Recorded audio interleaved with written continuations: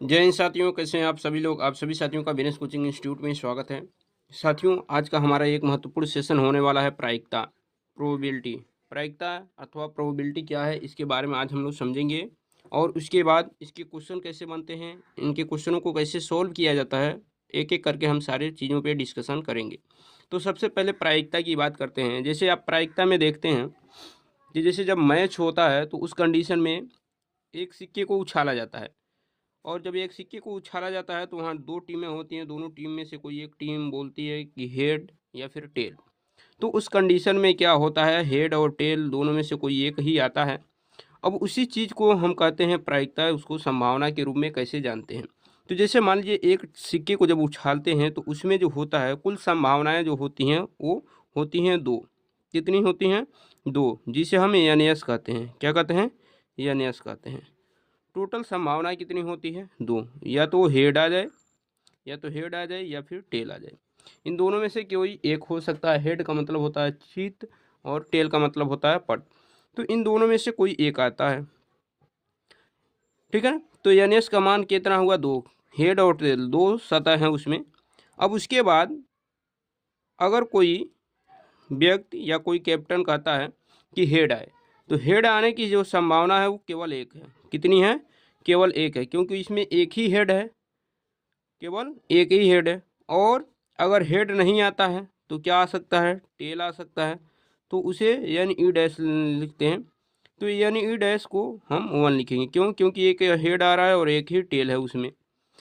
तो जो यानी जो बोल रहे हैं ये है अनुकूल परिणाम। अनुकूल परिणाम का मतलब ये हुआ कि जो आप चाहते हैं अगर वही आता है तो हेड अनुकूल है, और जो आप चाहते हैं अगर वो न आए तो उसे प्रतिकूल है। प्रतिकूल कहते हैं, यानी ई डैश क्या होता है? प्रतिकूल होता है। तो हम यहाँ पर लिख देते हैं कुल परिणाम जो होता है, कुल परिणाम, कुल परिणाम जो होता है उसे हम एन एस से रिप्रेजेंट करते हैं, ठीक है ना। और अनुकूल परिणाम को, अनुकूल परिणाम को, अनुकूल परिणाम को एन ई से रिप्रेजेंट करते हैं, ठीक है ना। और प्रतिकूल परिणाम को, यानी जो आप चाहते हैं वो न आए, कुछ और आ जाए, प्रतिकूल, प्रतिकूल परिणाम को यानी ई डैश से रिप्रेजेंट करते हैं, ठीक है ना। ये होता है कुल परिणाम यानी एस, अनुकूल परिणाम यानी, और प्रतिकूल परिणाम यानी डैश। अब अगर आपने सोचा है कि हेड आए, तो हेड आने की जो प्रायिकता है, प्रायिकता की अगर फार्मूला देखें तो प्रायिकता बराबर होता है, प्रायिकता,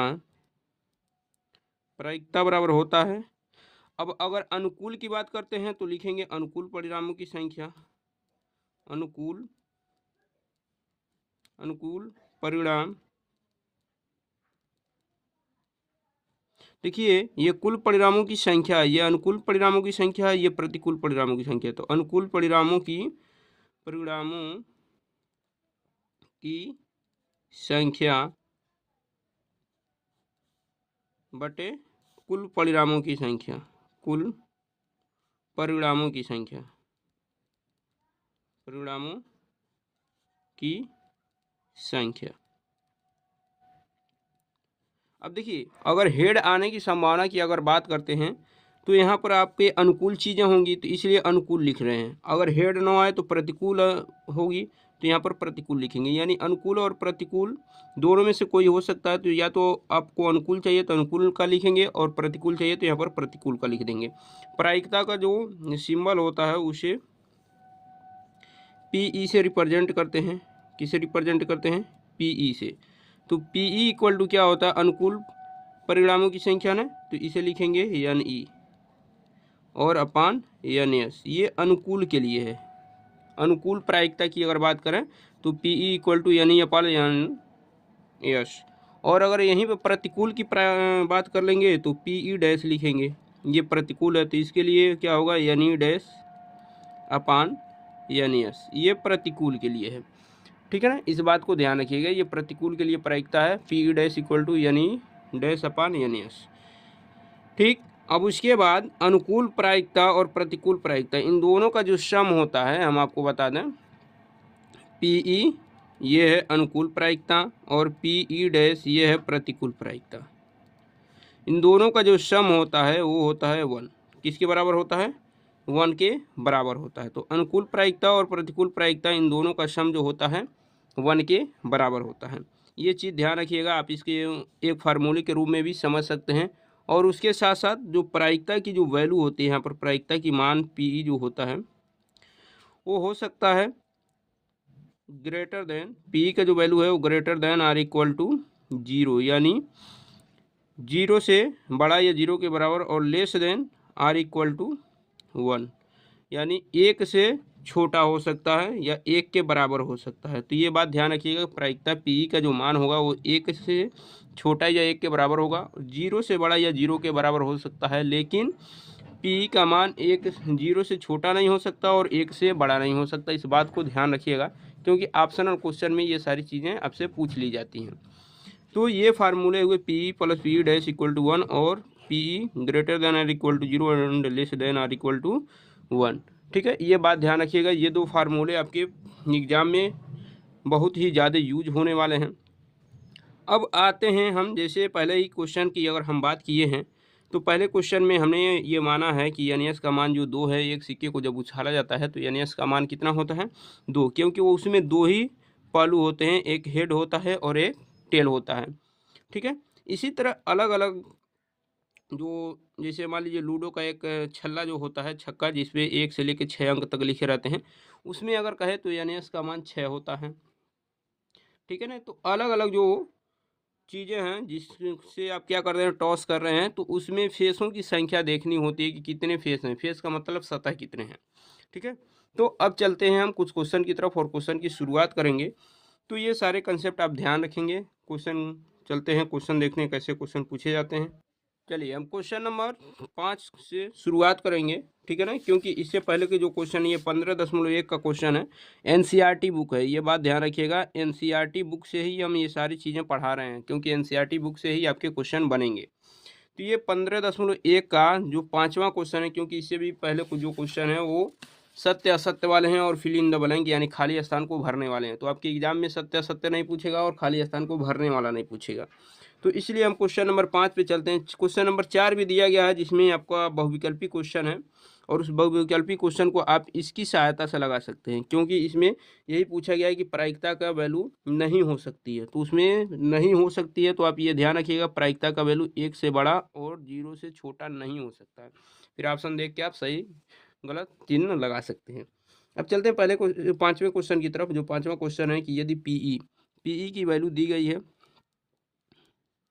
पी की वैल्यू जो दी गई है वो 0.05 है, और आपसे पूछा जा रहा है कि ई नहीं की प्रायिकता बताइए, यानी पी डैश की आपको प्रायिकता बतानी है, इसका वैल्यू आपको बताना है। तो अभी हमने फार्मूला क्या बताया, ये फार्मूला बताया हमने कि पी यहाँ से सॉल्व कर दें, पी प्लस पी डैश, इसकी वैल्यू किसके इक्वल होती है? 1 के इक्वल होती है। अब यहाँ पर पी की वैल्यू जो दी गई है वो क्या दी गई है? 0.05 plus P dash equal to 1। अब जब पी डैश की वैल्यू आपको चाहिए तो पी डैश इक्वल टू क्या हो जाएगा? इसको इधर ले आके माइनस करेंगे तो 1 पॉइंट यहाँ 00 लिख सकते हैं, क्योंकि डेसिमल के बाद इधर 00 है, डबल अंक है, तो इसलिए इधर भी हम डबल अंक लिख सकते हैं। इसको इधर ले आएंगे तो 0.05 है। अब यहीं से सॉल्व कर लीजिए। 10 में से 5 माइनस करेंगे 5 आएगा, यहाँ 9 है, 9 में से 0 माइनस करेंगे 9 पॉइंट, ये तो 1 इसको कैरी दे दिया है तो ये 0 बच गया, यानी पी डैश, यानी पी डैश का वैल्यू जो है वो क्या है? 0.95, और यही आपका आंसर हो जाएगा। ठीक है ना, तो उम्मीद है कि ये चीज़ें आपको समझ में आई होंगी। अब इसके बाद अगले क्वेश्चन की तरफ चलेंगे और अगला क्वेश्चन समझेंगे। यहीं पे क्वेश्चन नंबर हम 6 की बात कर लेते हैं। क्वेश्चन नंबर 6, क्वेश्चन नंबर 6 जो है ये एक इम्पोर्टेंट क्वेश्चन है, क्योंकि सारे जो भी क्वेश्चन हम डिस्कशन करेंगे वो बोर्ड की दृष्टि से महत्वपूर्ण क्वेश्चनों को ही डिस्कशन करेंगे, जो आपके परीक्षा में आ सकते हैं। तो इसलिए आप क्वेश्चन को ध्यानपूर्वक समझें। देखिए क्वेश्चन नंबर 6 जो है, कह रहा है कि एक थैले में केवल नींबू की महक वाली मीठी गोलियां रखी गई हैं। माननीय बिना थैले में झांके उसमें से एक गोली निकालते, इसकी क्या प्रायिकता है कि वह निकाली गई गोली संतरे की महक वाली हो। अब देखिए, जो उसमें गोलियां हैं वो टोटल हैं संतरे की महक वाली। अब जब संतरे की महक वाली, तो संतरे की महक वाली जो गोलियां हैं तो उसमें हमें NaS का वैल्यू, चूंकि यहाँ पर NaS का वैल्यू कुछ दिया नहीं गया है, तो NaS का वैल्यू अगर कुछ नहीं दिया गया है तो आप यस ही मान लेते हैं कि मान लीजिए टोटल उसमें यस है। अब उसमें कह रहा है कि संतरे की महक वाली गोलियां होने की प्रायिकता बताइए। अब इसमें से एक गोली निकाली जाती है, उसकी संतरे की महक वाली होने की प्रायिकता बताइए। अब देखिए Ne का वैल्यू जो होगा वो भी यस होगा, क्यों? क्योंकि इसमें संख्या इजेक्ट दी नहीं गई है, तो जो होगा वो कौन सा होगा, जो संतरे की रखी गई है उसी में से कोई एक गोली होगी। तो इसकी प्रायिकता अगर बात करें तो Pe इक्वल टू क्या होगा, जो फार्मूला है NaS अपान Ne, तो NaS का वैल्यू जो है यस और Ne का वैल्यू जो है वो भी यस है। यस से यस कटेगा तो यहाँ पर प्रायिकता जो आएगी वो 1 हो जाएगी। कितनी हो जाएगी? प्रायिकता 1 हो जाएगी। अब आगे कह रहा है, यहाँ पर एक चीज़ ध्यान रखना होगा, कि नींबू की टोटल गोलियां और संतरे के कह रहा है, तो इसलिए Ne डैश होगा, तो इसलिए इसका भी प्रायिकता 1 होगा। संतरे की महक वाली गोली कह रहा है तो इसलिए Pe डैश होगा, यानी 9 होने की प्रायिकता। Pe डैश इक्वल टू भी इसका भी मान 1 होगा। और अगर नींबू की महक वाली दूसरा क्वेश्चन जो पूछा गया है कि नींबू की महक वाली क्वेश्चन हो, तो नींबू की महक वाली गोली हो, तो इसके लिए भी सेम चीज़ें हैं, क्योंकि Pe का वैल्यू क्या होगा, यस होगा, और NaS का वैल्यू दिया है यस।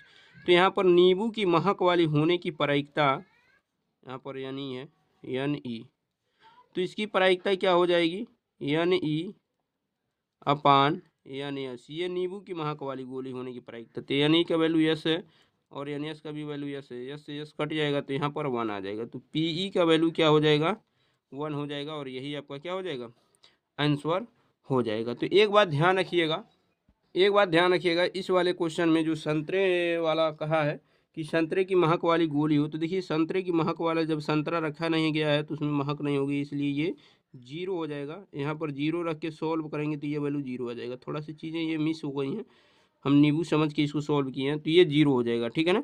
तो संतरे की महक वाली 0 होगा और नींबू की महक वाली 1 होगा, ये आपका आंसर हो जाएगा। तो उम्मीद है कि ये चीज़ें आपको समझ में आ गई होंगी। थोड़ी सी चीज़ें मिस हुई हैं, इसको हमने सुधार दिया है। उम्मीद है कि ये सारी चीज़ें आपको बहुत अच्छे से क्लियर हो गई होंगी। जो भी बोर्ड के क्वेश्चन बनते हैं हम उन्हीं पर डिस्कशन करते हैं।